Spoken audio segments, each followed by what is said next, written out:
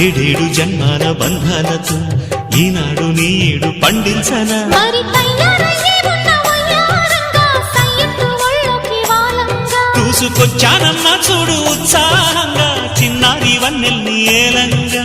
ప్రతిక్షణం పరవశం కలగగా